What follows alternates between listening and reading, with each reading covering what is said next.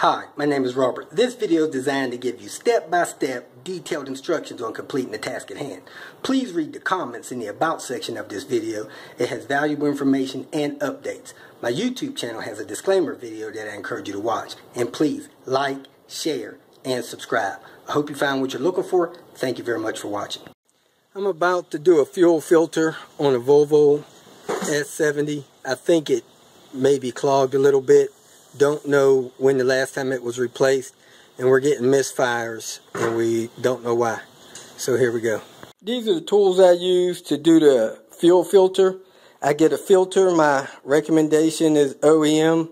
If you don't get an OEM, get a Bosch. Wick's my third choice. You got a 13mm ratchet, a 12mm ratchet. I got a T25, a pair of rubber gloves to protect my hands from getting fuel on it. I got a drip pan.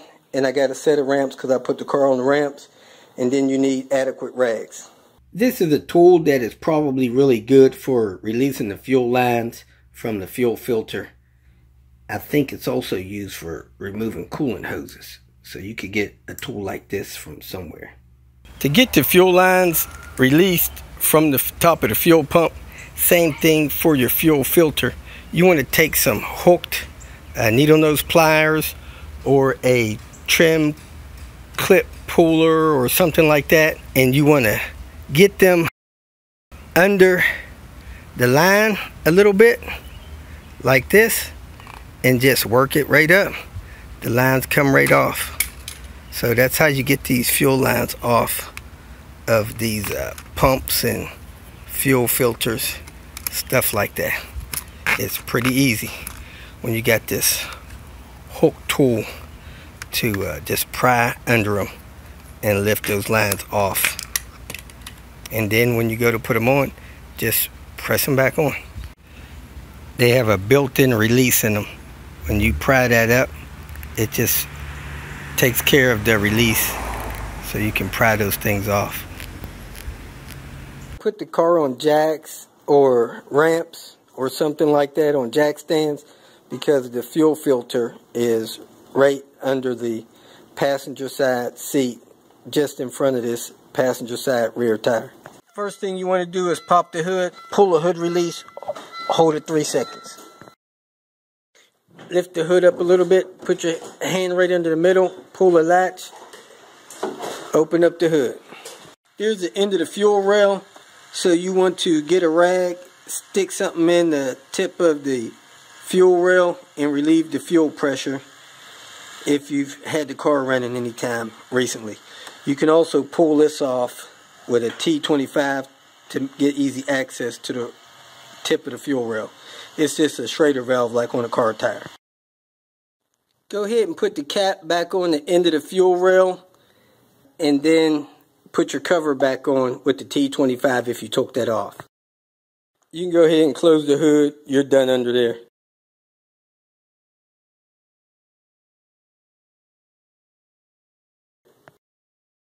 Here's your back tire there, and if you follow up toward the front, there's your fuel filter. Behind the fuel filter a little bit is another Schrader valve, so I bleed the pressure off of that next. So unscrew that cap, you should be able to get it with your hands, and bleed any fuel pressure that still may be on the system from there. Next thing I'm going to do is disconnect the inlet line from the filter, and as soon as I get it off of this filter, I'm going to plug it into the new filter, because it kind of siphons out of the gas tank, if my memory serves me correct. So I'm going to go ahead, disconnect that, hook it up to the new filter, and then I'm going to let whatever is draining out the filter fall into a drip pan I have under the filter. Nothing's coming out of the disconnect, so I'm just going to leave it hang there, and basically it pulls back a little bit and just slides right off of the filter. So I'm going to go ahead and unbolt that bolt on the bracket, and I'm going to unbolt this bolt on the front of the bracket. It looks like it might be a 12. So I'm going to unbolt those brackets so I can get the filter loose. I removed the 12mm out of the bottom of the bracket. Now the fuel filter can actually turn a little bit. So I'm going to go ahead and disconnect the front line from the fuel filter It looks like it may be easier to get out if that line's disconnected. And I got the new filter close by. In case fuel starts coming out of here, I'll just plug it into the new filter. When I unplugged the old filter from the line, a lot of fuel started coming out of the filter and the line. So I plugged the line into the new filter. And as you can see, it has the arrow with the direction going toward the motor. Next thing I'm going to do is try to pull that filter out of the bracket without removing anything else. If it's difficult, I'll go ahead and pull the bracket all the way out. I was able to get the old filter out of the bracket. Now I'm going to unplug the new filter and slide it in the bracket, and then I'm going to plug it back in so it won't leak too much fuel out of the fuel line. Got the front of the filter plugged in as far as it'll go.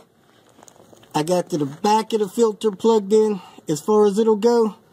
I'm getting ready to put the cap back on that bleeder valve. And I'm going to go ahead and start the car before I clamp the filter down. Make sure I don't have any leaks. But these connections just push on to the filter. Pretty simple. Since I had bled the fuel off the fuel line and replaced the filter, I'm going to go ahead and prime the system before I start the car. So I'm going to turn the key on. Let it run for a few seconds. I'm going to turn it off again. And I'm going to do that 3 times. That should cut the fuel pump on to prime the fuel line.